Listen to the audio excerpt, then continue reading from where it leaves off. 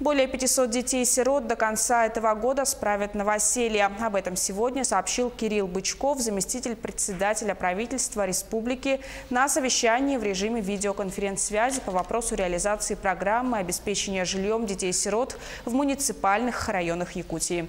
На сегодня на получение нового жилья в очереди состоят более 1000 детей-сирот. Приобретено 114 жилых помещений для этих целей. Из госбюджета региона, согласно заявкам, направлены средства в размере 278 миллионов рублей и из 1 миллиарда 251 миллиона рублей. Это всего 20%, которые должны освоить до конца текущего года. Зампред правительства региона отметил, что необходимо ускорить и принять соответствующие меры по заключению муниципальных контрактов, выполнить поставленную задачу по приобретению помещений и обеспечить полное освоение предусмотренных средств.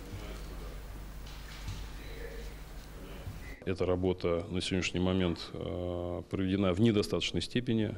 Указал на то, что у нас сроки объявления аукционов, контрактации – это октябрь месяц, чтобы